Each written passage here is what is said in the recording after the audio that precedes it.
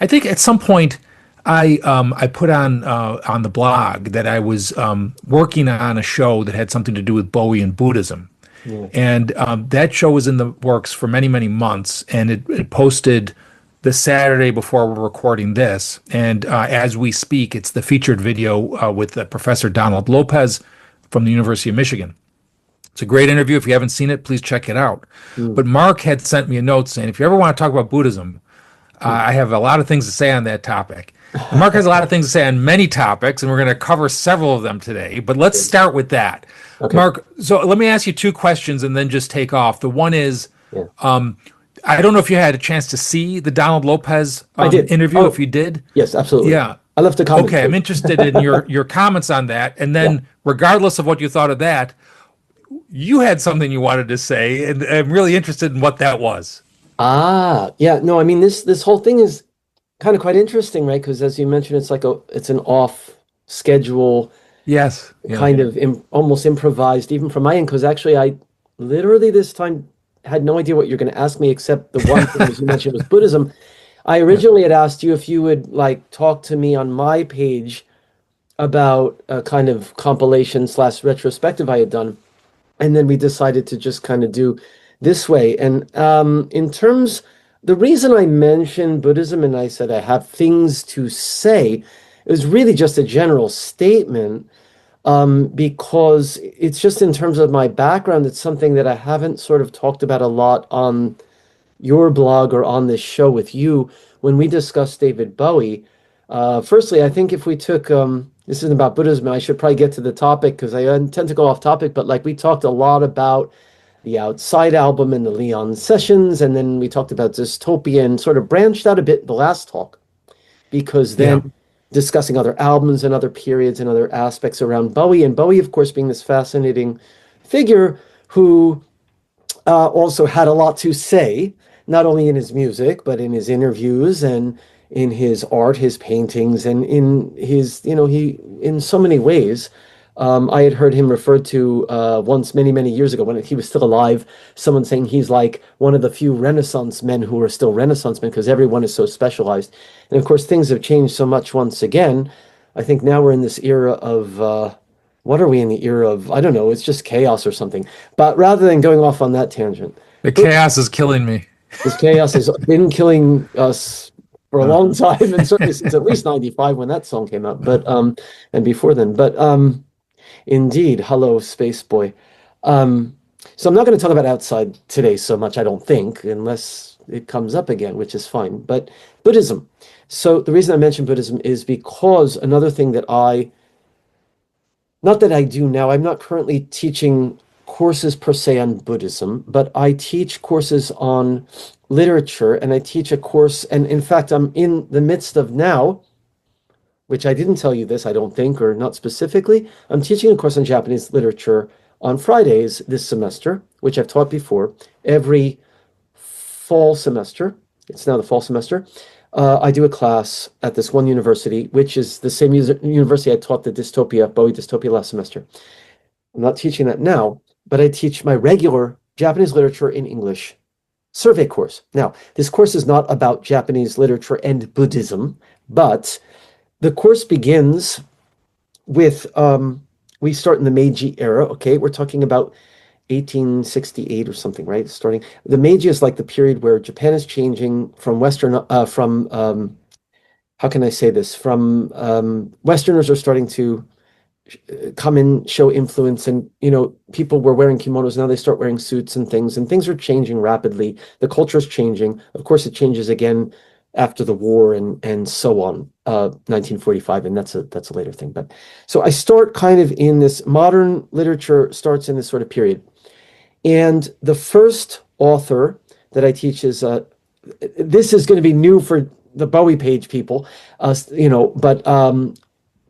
Natsume Soseki, or Soseki Natsume, Haruki Murakami, one of the most famous, probably the most well-known Japanese author worldwide today, and has been for a long time, translated into the most languages. No, he hasn't translated Soseki, but he's been translated more than Soseki, and I think Soseki is the second most translated Japanese author or something like this. So we start with him, and we start with a series called Yumejuya, which is 10 Nights of Dreams. And in the 10 Nights of Dreams, there are a lot of Buddhist references and images and things. And I'm teaching kind of modern contemporary literature, and my major was in Kobo Abe, who is an author who died in 1993, much more contemporary, you could say, though he was, writing much earlier than that. And I don't want to go into all this too much because we want to kind of stay a little on topic with Buddhism and I think Bowie to some extent. But Buddhism, okay, when I was in graduate school, while I was studying Japanese literature, which is why I'm now able to teach those courses, or they asked me to teach this course. I mainly teach American literature courses, and I did the Bowie course, and I do other language courses, and I do news and current events courses, which we talked about the last time too, when we talked about dystopia.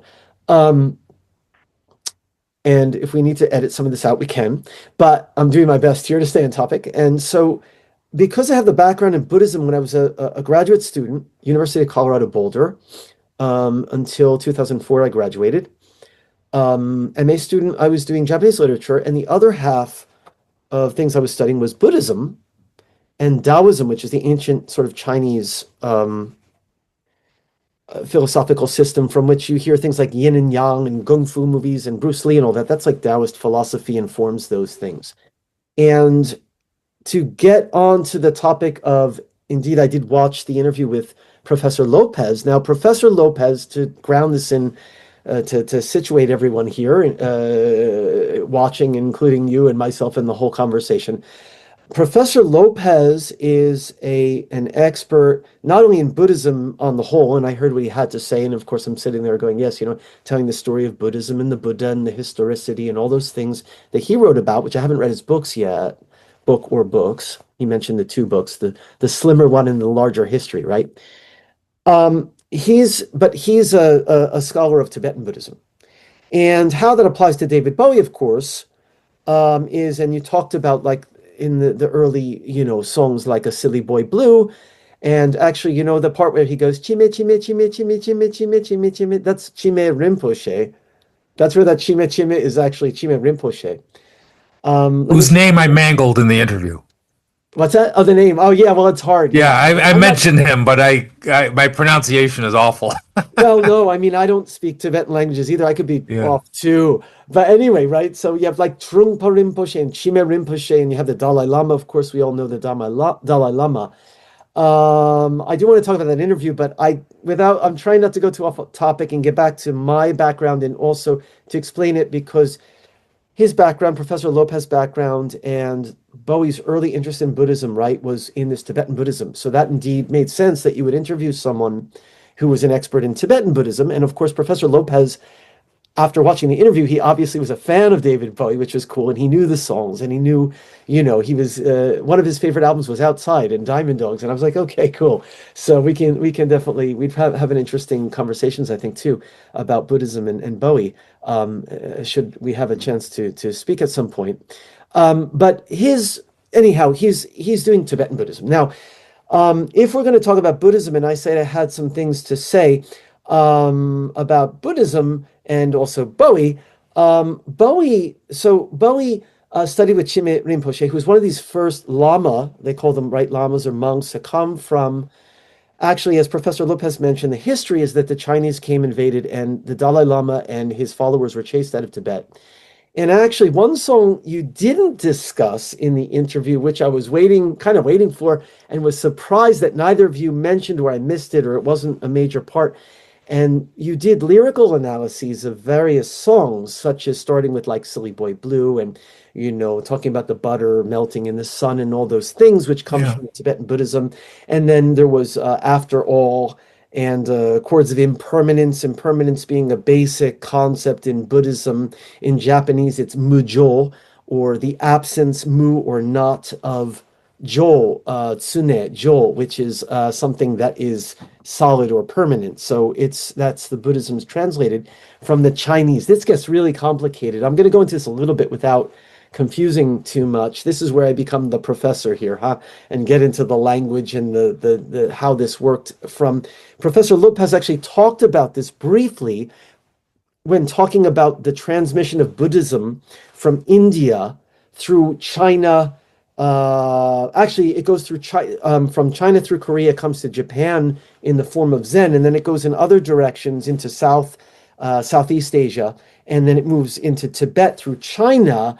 But then this gets real complex, huh? He talked about this to Professor Lopez, that actually there are two major what are called vehicles of Buddhism, and one is the so-called smaller, and what is the so-called larger vehicle.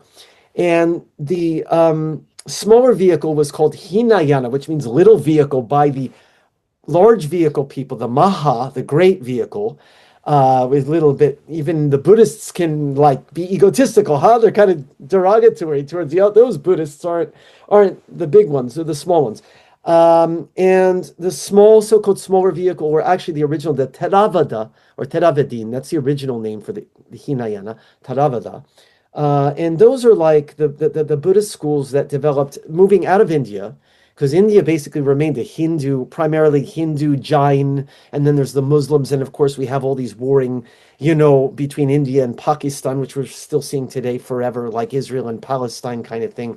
I won't go into the politics, but Buddhism kind of moves out of India, where it was born, and it goes down into Southeast Asia, the Theravada, or the small vehicle, and then China, Korea, Japan, and places like this get the large vehicle. Now, the Buddhism that goes to Tibet, now I'm not an expert on this is his area, is, if I'm not mistaken, and if he's watching this, he can call me out and say you're wrong if I'm wrong, is like also Vajrayana, or it's a third, kind of like a third vehicle, but it's a sub-branch of the Mahayana, or the greater vehicle. Now, this great vehicle, large vehicle, is like Zen in Japan.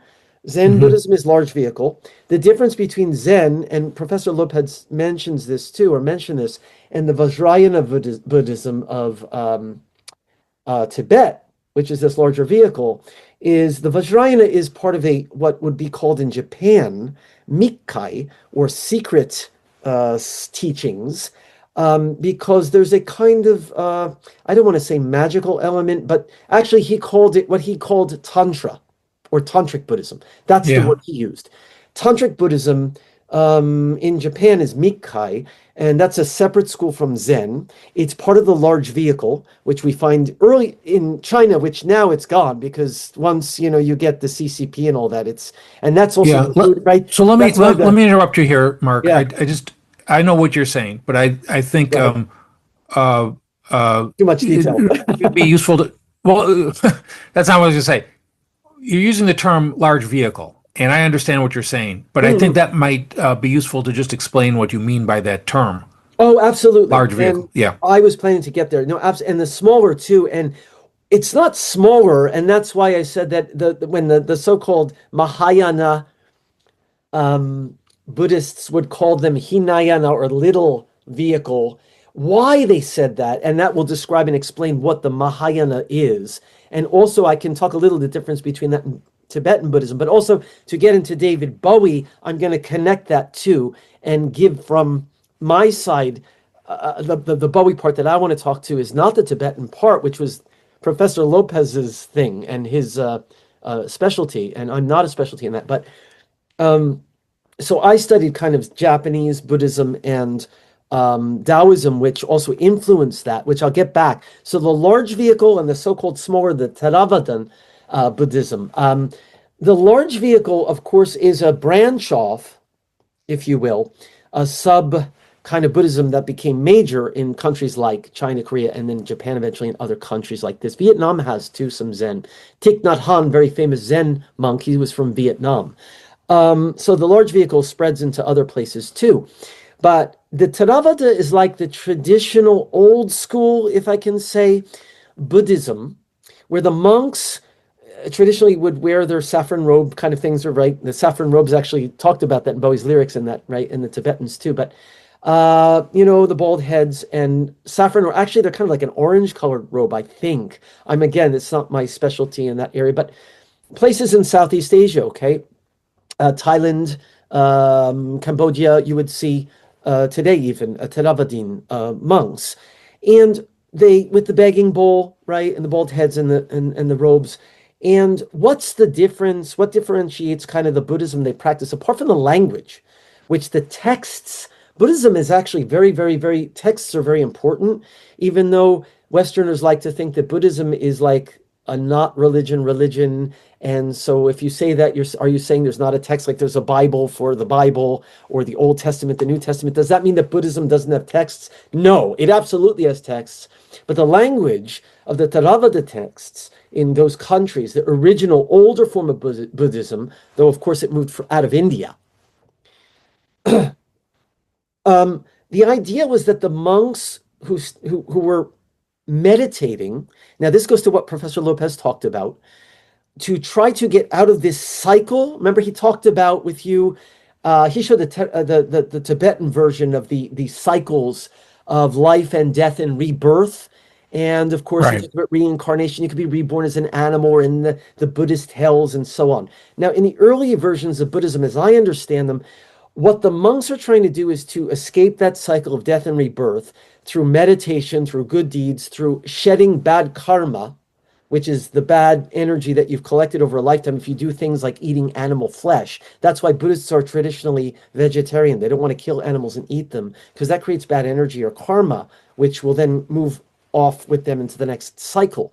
So what they do, right? So they're vegetarian, they meditate, they bless people in the village, or they help people, not necessarily blessing them. But the thing is that when the Mahayana develops later, what they're saying about the smaller vehicle is that those Buddhist monks are meditating for themselves in order to themselves individually escape that cycle of death and rebirth.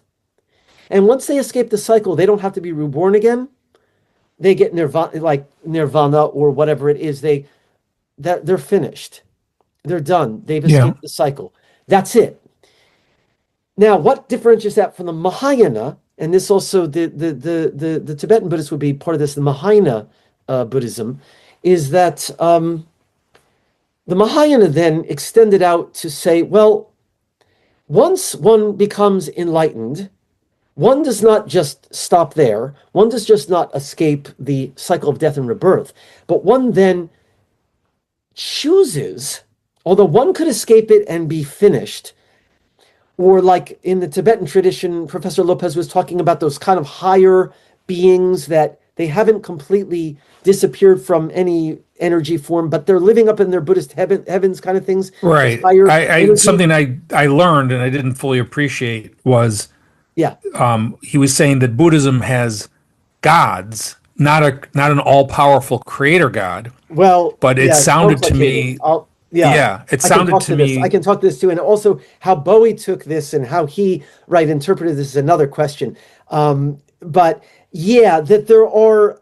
Well, okay, here again, this actually also goes back to the difference between the Theravada, or the small vehicle, and the large vehicle, and especially Tibetan Buddhism, Vajrayana, or. So, Mark, let me stop you again. Tell me, in the simplest terms, what do you mean by small vehicle and large vehicle? This is what I'm getting at. Small vehicle, I'm trying to get to that. It's complex. The small vehicle, they meditate for themselves, as I was saying before, and then when they finish, they're out. They're out of the game. They're out of the cycle. They don't become like gods or anything. Remember your talk on nothing? They become nothing, basically. Yeah. They go back to just the state of one with the universe, and they're not going to be reborn in any form, including the form of a god or an energy being or anything. They have no influence on the world except that they're part of the nothingness of the universe, or the energy of the universe. That goes back to another talk about what does nothing mean. So, I'm not going to go into that whole thing. So let me explain the Mahayana. Okay, the sequence was deliberate, by the way. Say again? The sequence was deliberate. Yeah. Oh yeah, no. The sequence of the interviews I had. I wanted to have the discussion about nothing around the discussion about Buddhism. Oh, this absolutely connects with all that, and the science and the quantum physics and all of that. And I'm interested in that too. Although again, I'm not a scientist. It's not my thing. I'm not an expert, but indeed. So the Mahayana, the large vehicle Buddhists in Zen, for example, and in Vajrayana, which is the Tibetan Buddhism. Now, let me just say this. I haven't said this yet. Bowie's interest was in, of course, the Tibetan Buddhism, but the other interest he had was in Zen Buddhism. And this is the part where I can talk about, because he came to Japan and there was a Zen Buddhist priest that he used to meet, and he got advice from him. And in interviews, he talks about the Zen guy who he knew in Kyoto. And I'll get back to that. So that's where I can talk about that. But in Zen or in Mahayana Buddhism and in Vajrayana, in the large vehicle, including Tibetan Buddhism, the idea of, and I don't think Professor Lopez used the term, but he talked about this, the Bodhisattva. The Bodhisattva is a kind of deity. I wouldn't use the word God.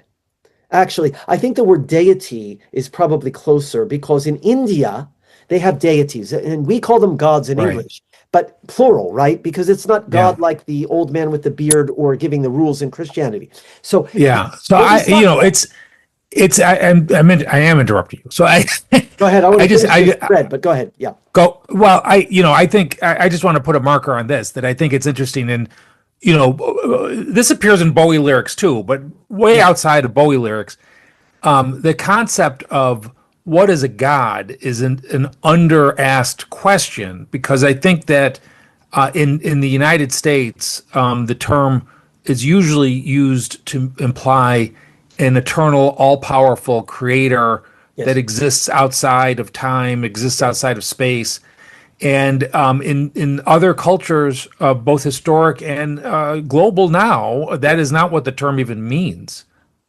Well, this gets into, this is going off topic again, which I love to talk about this, but I want to finish the thread of go ahead. What is the Bodhisattva, I want to say, and then that will explain, that will answer the question, and then we can talk about what is God, or what are gods in different cultures, and how that connects. And with Bowie and his questioning the existence of or some greater being, which actually and I will get back to talking about the Bodhisattva, but in the documentary Moonage Daydream, there's quite a bit about, there's a whole section where Bowie's, there's included interview clips where he's talking about this.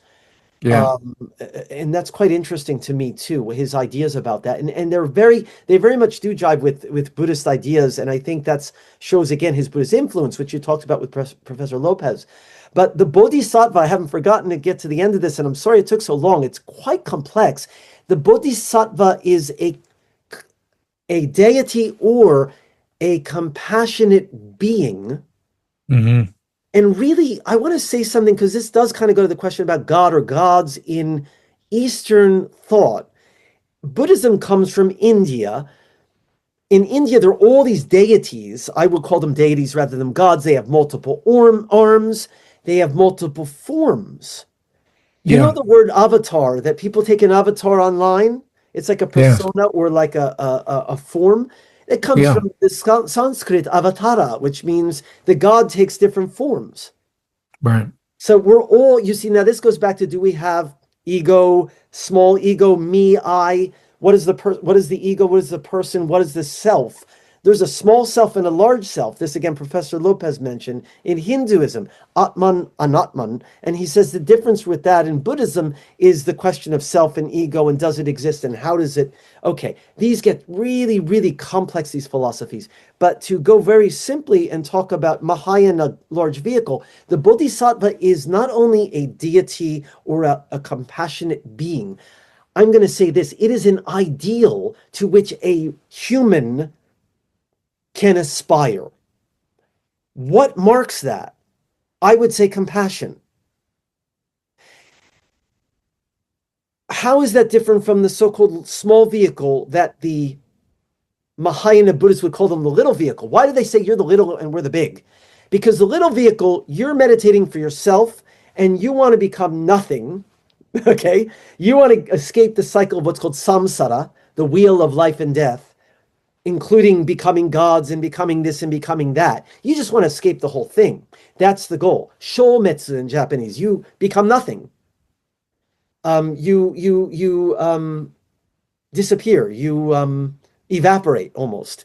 So you don't have to go through suffering. Going back to, again, I'm referring to Professor Lopez's talk, which you asked me to do, and because it very much relates, whether it's Tibetan Buddhism, Zen Buddhism, or Theravada, old style Buddhism, these concepts and terms, and they all come from Sanskrit and Hindu concepts that Buddhism adopted, but there are differences. See, we only have, this could be a 2 or 3 or 4 part talk. I mean, the Buddhism, so deep, but I want to come back to talking about Bowie and the concept of his concept maybe of God or gods, or the Western versus Eastern kind of thing. So the big difference, to answer this again, is that Bodhisattva compassion is, let me just finish this last thing to finish it. You choose after so-called enlightenment, rather than choosing to become nothing and escape the cycle, you volunteer basically to come back, even if it means you have to suffer some more, even if it means you have more hardship, even if it means, I graduated. It's like, okay, I graduated college, but now I decide to go to graduate school, and I graduated, but I decide to get a PhD, and I graduated, I'm going to get a postdoc. And maybe after a postdoc, I'm going to get the next, but you could finish and just be fine. But you decide to come back to, this is the kicker in Mahayana, the great vehicle, to save all beings. What does this mean? What is the major difference? I could have answered this in one sentence, but I went off on a tangent. The Hinayana they don't save all beings. They want to get out of the cycle of life and death, and they're done. They meditate to do that. When you're Mahayana Buddhist, you're a Zen Buddhist, you're a Tibetan Buddhist. The Dalai Lama is, they believe when he dies, his reincarnation comes back and they choose the next. He dies, his body dies, but the candle flame, remember Professor Lopez, the one flame goes to the next. They pass the flame. The next Dalai Lama comes back, taking part of the current Dalai Lama that's going to eventually pass away, and pass on the next Dalai Lama. My understanding, I'm not an expert in Tibetan Buddhism, but the idea is that the Mahayana, the Bodhisattva, the compassionate one, comes back to help everyone who's suffering, because human beings are always suffering, but not only human beings, every living creature. That includes cows, dogs, pigs, cockroaches, fleas on your collar. And that's why Buddhists don't eat meat traditionally, and that's why Jains, which is another sect in India, for example, they wear like masks so that they don't breathe a bug in and kill it by accident, and they wear certain things so they don't step on them. So there's this idea. So the Mahayana, Tibetan Buddhism, Dalai Lama keeps coming back to help people, even though he graduated a long time ago, and they follow him. That's in Tibetan Buddhism, but in Zen too, you have masters who are Bodhisattva ideal. They want to help others and not just meditate for themselves. That's the difference. Let's go back to your question about God and gods. I'd be glad to talk about that in both. So let's come back to that. But before we do, earlier you mentioned that you were expecting that Professor Lopez and I were going to talk about a song that we didn't talk about. What was that song that you were expecting? Yeah. It's not, because it's not about Buddhism, but it's about Tibet. What's the only song that you can think 7 Years in Tibet? Yeah. There you go. I was like, John's interviewing him about Buddhism, but Tibet, because this is not, right? My thing is not Tibetan Buddhism, but I'm going to talk about Buddhism in Japan and Zen. I was like, no mention of 7 Years in Tibet. Oh, that's interesting. Yeah. Because actually that might go back to the talk that we had about dystopia and oppressive governments. Sure. Are you okay? You've been shot in the head. Yeah. I'm holding your brains. The old woman said, what is this about? Right. It's about the Chinese coming in and killing the Tibetans and pushing them out of Tibet. And they're still, as Professor Lopez mentioned, they're still in, I think it's Bodh Gaya in India, where the Buddha is said to be enlightened under the Bodhi tree, the tree of enlightenment or of knowledge, the Bodhi tree. Buddha means the enlightened one, the knowledgeable one, something. His name, he was a Siddhartha. He was a prince. Again, like Professor Lopez does the history of the historicity of the truth of whether we can trace him or not. But the story goes that he was a prince living in a princely castle, and Shakyamuni clan Buddha, and the father said there was a how can I say, he got like a reading from a psychic, a person who could see the future, and said to the king, the father, he's either going to become a great leader, a great like political leader and lead the people, or he's going to become like a religious spiritual leader. And the father's like, uh-oh, we don't want him to do that. Let's make him a politician so he can have power and money. And I don't want him to be a religious guy, my son. I'm the king. So he tried to shut out all the things so he couldn't see any of the hardships of the other people who were like in India, the untouchable class who are like starving and all the injustices. And so he gives them he shuts the palace doors, he shuts them in, and he's got like beautiful women doing dances and all the best food and drink and all the great stuff. And so he's like, this is great, isn't it? You're going to be a great king.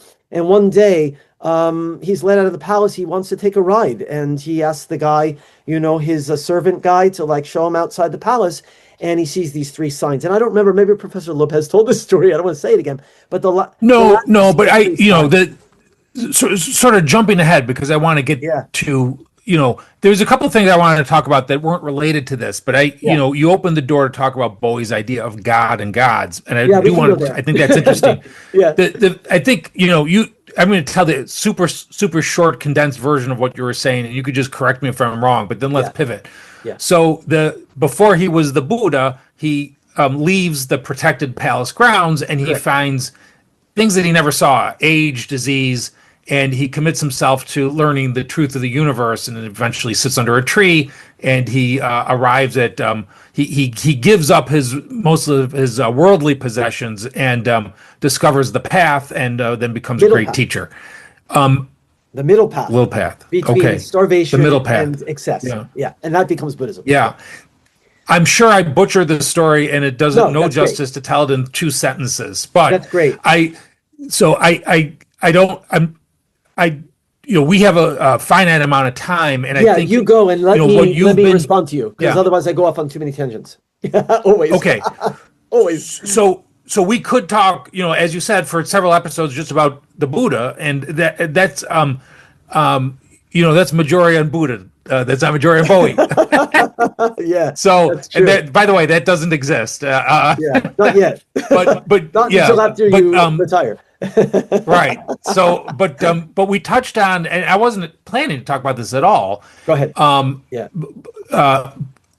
Something that I've had in the back of my head that is sort of shaping up organically anyway is through his art, and I don't pretend to know what David Bowie, the person, David Robert Jones, actually thought or believed, but through his art, he touches on different religious concepts, Buddhism being one of them, Christianity, Kabbalah, right, and others. And I'm, in my head, I've got a series of shows I want to do on that.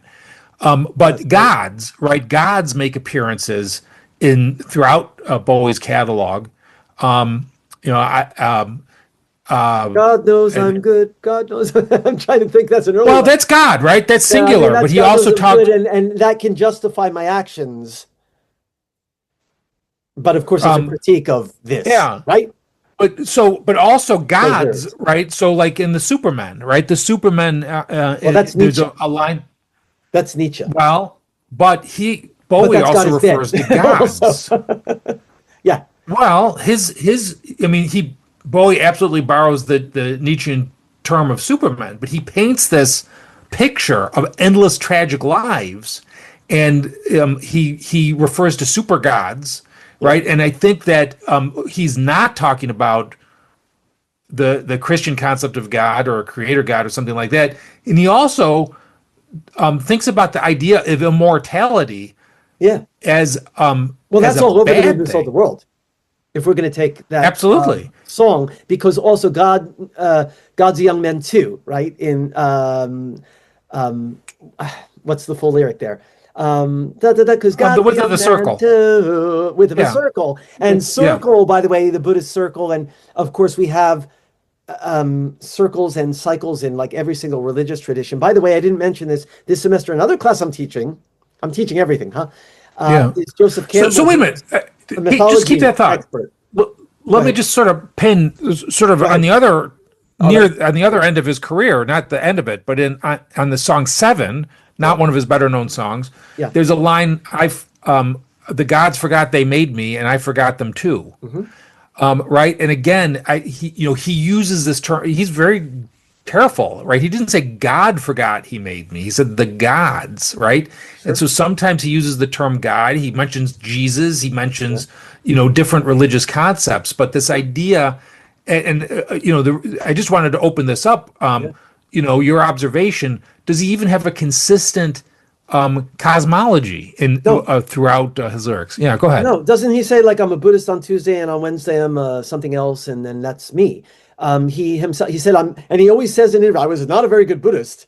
And when I was studying to be a Tibetan Buddhist, I wasn't a very good Buddhist. And then when he studied, I didn't talk yet about the Zen Buddhist guy, or like they said, like don't become a monk. You should stay in music, but you can contribute something. Right. You have this perspective of impermanence. Yeah. For example, which I think, like you often mention, I've been reading your blog and following your way of thought, your thoughts about David Bowie for quite some time. So things that I've noticed you talk about, for example, right now, like God or gods or concept of gods or cosmology. Okay. And then other words that he used, like nothing. Right. And so you had to talk about nothing with right, and these kinds of things. Lawrence Krauss, the physicist, yeah, right, with Krauss, the physicist, right, yeah. and Professor Lopez on Tibetan Buddhism. Now you're talking to me on mishmash. I'm kind of like the Bowie mishmash. On Tuesday I'm this, and on Wednesday I'm that, and that's why I've done all these things, and that's probably why I like Bowie so much. And I think if we sat down and chatted, we'd probably be chatting all day, if that had been possible, kind of thing. But I don't think he has a consistent cosmology. I think Buddhism allowed him to not have a consistent cosmology. And this is one thing about Buddhism that I haven't yet said, and I don't think Professor Lopez said it quite in this way, is that, is it a religion? See, there are so many things I want to talk about, but because we don't have time and it's so complex, like I said about the texts, you can argue it's a religion because it's text and it's robes and it's rituals. But there's another side of Buddhism that Westerners have often latched onto, which is like when you talk about the concept of God or gods. Firstly, the gods of Buddhism, even in Tibetan Buddhism, I would say they're deities or they're concepts of, like I said, the Bodhisattva is an ideal. It's something to strive for. And in India too, these gods or deities, the reason there's so many of them, like avatara, there are different forms, different types. Even the same God can take different forms. And in Tibetan Buddhism, you have something like this too, as I understand it, because it comes kind of more from that tradition, whereas Zen does not. Zen, by the way, does not have God images. There's the Buddha, and there's a saying in Zen, this is very different from Tibetan Buddhism. Tibetan Buddhism, you might meditate on the image of the God of the ideal, like compassion, like love, like war or violence, or how to move through that and cut through the karma of that. You have gods with knives and bloody heads. It's not all peace and flowers and roses, because these are things in life. There's all kinds of philosophy that I'd love to talk about, but we don't have time. But one of the things I find really fascinating. I'm still in the middle of that thread, but go ahead. Yeah. Well, just hold the thought, because this might be related. One of the thoughts that I find fascinating is there's a whole, I don't know if genre is the right term, but there's a whole ecosystem of debates between apologists, theistic apologists and atheists. And the debates will often center around a very fundamental question that boils down to where did the universe come from? Where does morality come from? And the theists will often, in the abstract, argue that it has to come from an all-powerful, eternal creator deity that has That's not what Buddhism says. That's not what Buddhism says. I know.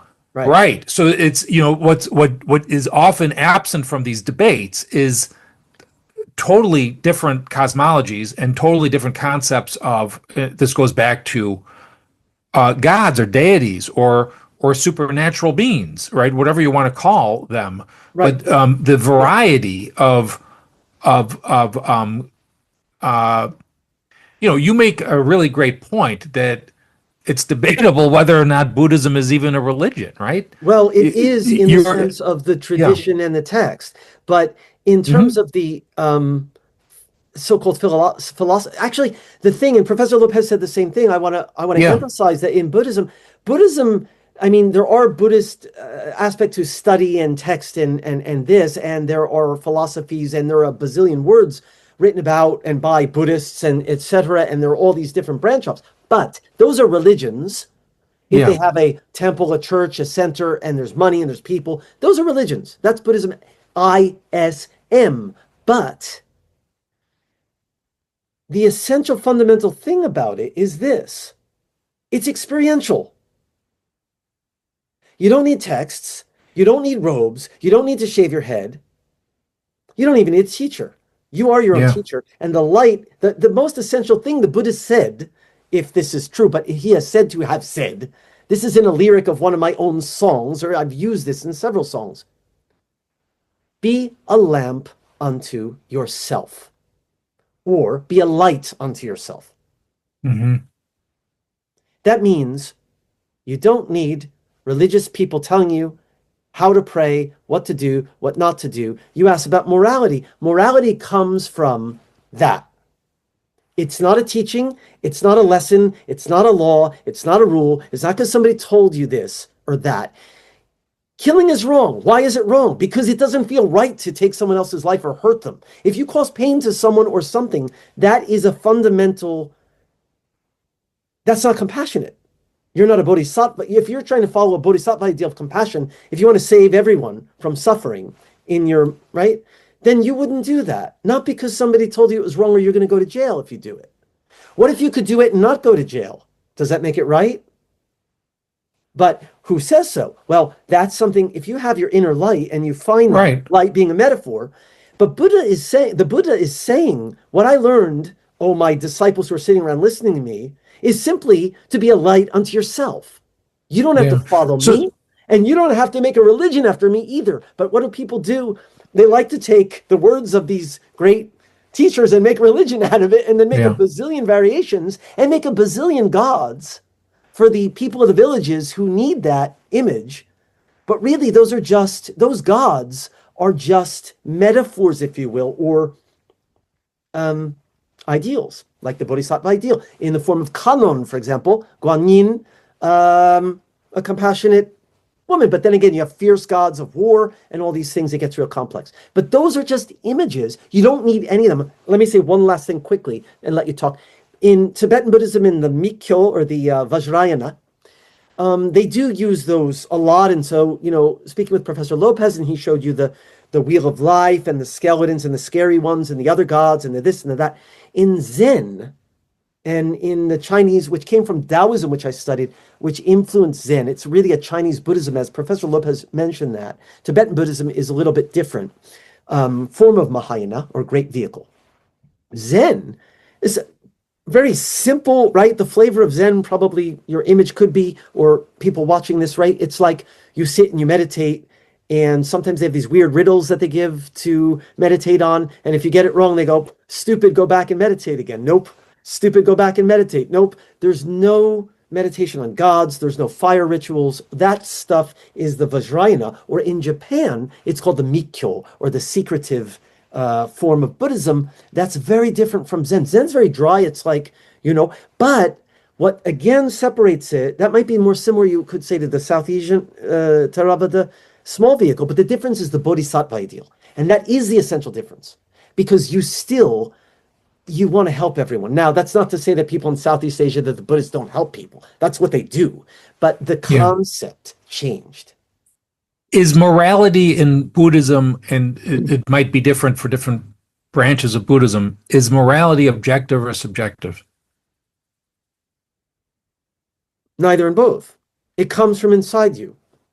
Is that objective or subjective? It's so how is that not but it's not subjective if it just feels the right thing to do. It's subjective. But it's like, what's your intuition tell you?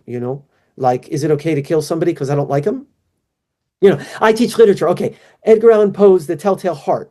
The first line is, "Why say you I'm mad? I'm not mad. You think I'm crazy?" And you get this crazy narrator, and then you realize that he killed this old man he lives with because he doesn't like his eye.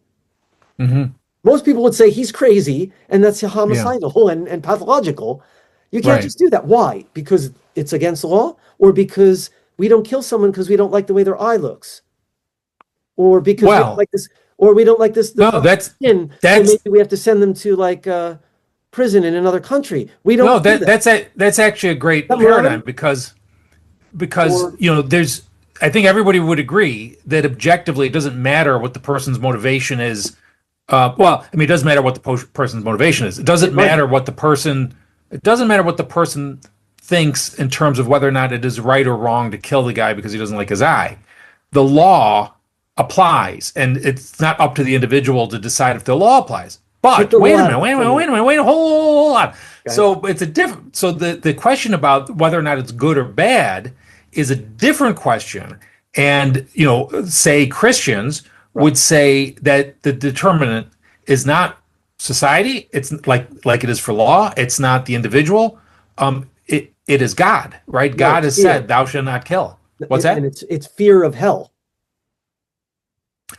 Well, hell is the Unless you go to consequence, right? So it's like if you're Catholic, you go to the confession box. But why I'm saying that is what I mean by that is, because it is fear, because I'm a God-fearing man. I fear God. I fear God's retribution if I do something wrong.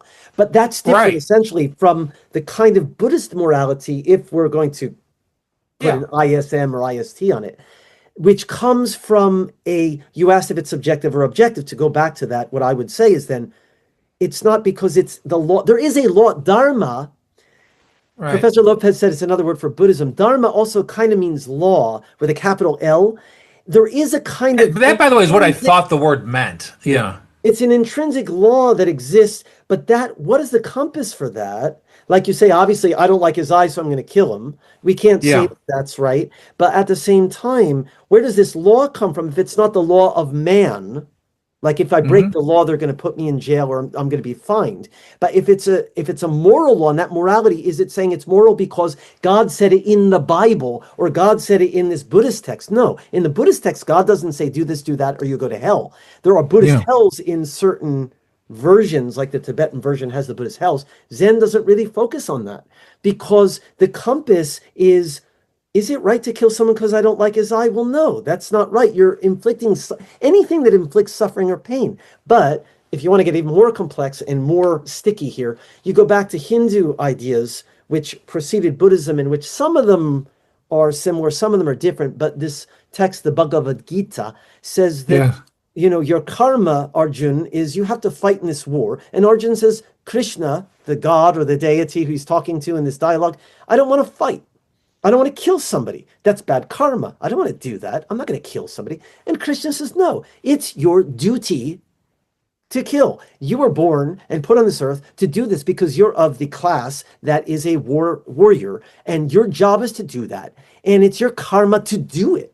But don't do it with attachment. Don't do it with hatred. Now, I'm going to go back to what you said. We can't kill someone because we don't like them. Absolutely. We all agree on that. However, there are people who do that. But we say that's wrong, morally wrong. That's against the law. But what about, let's flip this. I don't like his eye. We all say, okay, he's crazy.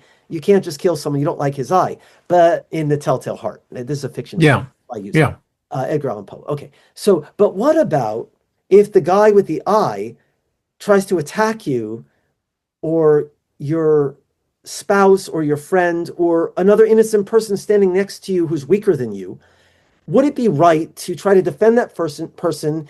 And in the process, if you needed to kill the other person, maybe not like with anger or enmity, to save another person who's innocent, would that then be correct? That gets sticky, right? Well, that gets right. People go to court and they try to determine, did someone do it because, right? Yeah. Was there a motivation or not? Like in detective fiction, right? So it's sticky on three levels, right? It's like, is the action illegal? That's one question. Well, the second question is man's law, though. right. That's but this gets to it is related then to this, which is the question illegal? Is the question immoral? And then the larger question is, if you say it is immoral or it's not immoral, according to what? And who determines morality? And who determines it? Right. Yeah, that is an interesting question. Is Mark, it okay? That is a question that what's that? That's your home without asking anyone first. I mean, if you own it, if you own a white a white building, if you Yeah. own the white building and it's yours, you could knock the walls down without asking anybody. But is it lawful to knock them down without asking anybody first? I don't know why you bring that up. Neither do I. It just popped into my head out of nowhere. It's just, So yeah. believe So it go or ahead. not, Mark, we are running out of time. Out of time. We should do this again. There's like a million other things to talk about here. And Right. I had several other things unrelated to Buddhism, and I did want to, just as we're running out of time, I wanted to see if there were any threads that you wanted to tie up that don't launch their own whole conversation. There are too many, I think, to Yeah. even get into. How to end this thing, huh? So yeah, I mean, I did kind of explain those differences and things, blah, blah, blah, blah, blah. 7 years in Tibet, right, which deals with actually the history and Bowie was interested in. And I think if we do this again, maybe let me end with this. I'd love to talk about like what some of the things that Bowie had said about these things and like to kind of like, parse that out. And you asked if he had like a kind of, a sort of a handle on his world. He's got some Christianity here, he's got some Buddhism here, he's got some this and some that. And my last comment about that was Buddhism, I think he felt that was a key where he could open that door and leave it open and leave loose threads, exactly like we're going to do right now, just flapping in the wind. And let me end with this, flapping in the wind. You see how my brain works. There's an old Zen koan, which is like they call them public cases. They give to the Zen student to meditate on. And there are these two, I'm going to end with this. This is from China, but it's in Japanese Zen. They relate this. So there are two disciples, two Buddhist monks standing there, and there's a flag. And the flag is flapping. It's windy out. And the guy says like, okay, when the flag flaps, is it the wind that flaps the flag, or is it the flag that's flapping? You know what I mean? Is it the wind or is the flag that flaps? Yeah. And so they're like arguing back and forth. The one says, it's the wind, because without the wind, the flag doesn't move. The other says, yeah, but it's a flag, because the flag, if it's just windy, there's no flag flapping. So the master comes by and he goes, it's not the wind that flaps the flag. It's not the flag that is flapping. It's the mind that flaps the flag. And let's end there. All right.